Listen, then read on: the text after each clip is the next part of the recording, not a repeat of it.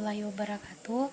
Nama saya Nur Sakina, Stambuk B1 B118033, mahasiswa Universitas Saluleo, jurusan Manajemen Fakultas Ekonomi dan Bisnis. Baik, sesuai dengan tugas yang diberikan Bapak mengenai tentang perbedaan pasal PPh, pasal 21, 22, 23, 24, 25, dan 26. PPh pasal 21 adalah pasal yang mengatur pajak yang dikenakan terhadap penghasilan yang diterima dari pekerja atau jasa, baik dalam hubungan kerja maupun dari pekerja bebas oleh WP perorangan dalam negeri. Subjek pajak PPh pasal 21 adalah ada pegawai, penerima pensiun, penerima honorarium, dan penerima upah. Nah, orang pribadi lainnya yang menerima atau memperoleh penghasilan sehubungan dengan pekerjaan, jasa, dan kegiatan dari pemotongan pajak. Kemudian pengecualian subjek pajak adalah pejabat perwakilan diplomatik bersama staf, kemudian adapun pejabat perwakilan organisasi internasional beserta staf. Lalu pengecualian objek pasal PPh pasal 21 yaitu pembayaran asuransi dari perusahaan asuransi kesehatan, kecelakaan, jiwa, dwiguna, beasiswa. Terima dalam bentuk natura dan atau kenikmatan dalam bentuk apapun yang diberikan oleh WP atau pemerintah.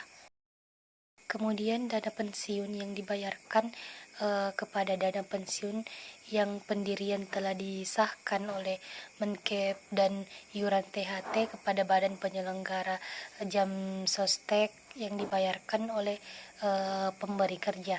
Zakat yang diterima oleh orang pribadi yang berhak dari badan atau lembaga amil zakat yang dibentuk dalam disahkan oleh pemerintah.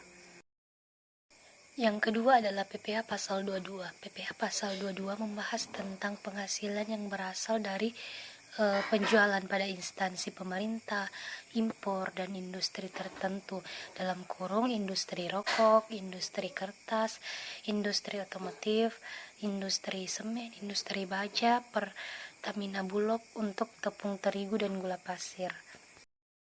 Lalu adapun tarif PPh pasal 22 atas penjualan instansi pemerintah, yaitu PPh pasal 22 bendaharawan sama dengan 1,5% kali nilai penjualan. Kemudian tarif PPh pasal 22 atas impor, yaitu bila importir memiliki API atau angka pengenal impor. Nah, di sini dia PPh pasal 22 impor sama dengan 2,5% kali nilai impor. Bila importir tidak memiliki API, yaitu PPh pasal 22 impor sama dengan 7,5% dikali nilai impor.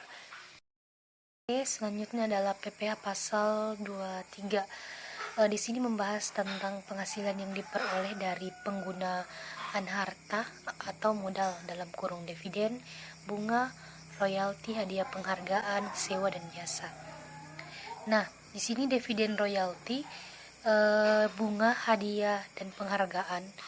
Di sini rumusnya PPh pasal 23 sama dengan 15% kali penghasilan bruto, sedangkan sewa dan jasa dia PPh pasal 23 sama dengan 2% kali penghasilan bruto. Selanjutnya adalah PPh pasal 24. Di sini membahas tentang penghasilan yang berasal dari luar negeri. Pada prinsipnya dalam PPh pasal 24 adalah dia mencari besarnya pajak yang bisa dikreditkan dengan jalan membandingkan antara pajak yang dipungut luar negeri dengan membahas maksimum kredit pajak dipilih yang terkecil. Di sini batas maksimum kredit pajak sama dengan penghasilan dari luar negeri dibagi PKP dikali PPh terutang. Pasal 25 membahas tentang angsuran pajak yang menggunakan sel anggapan. Dia rumusnya angsuran pajak per bulan sama dengan PPh. Pasal 25 membahas tentang angsuran pajak yang menggunakan sel anggapan. Dia rumusnya angsuran pajak per bulan sama dengan PPh 6. Yang pertama adalah 20% final dari jumlah penghasilan bruto yang diterima atau diperoleh. Kemudian wajib pajak luar negeri berupa dividen dan yang kedua ada bunga, premium, dan diskonto. Bunga, premium, diskonto, premi swap, dan imbalan sehubungan dengan jaminan pengembalian hutang.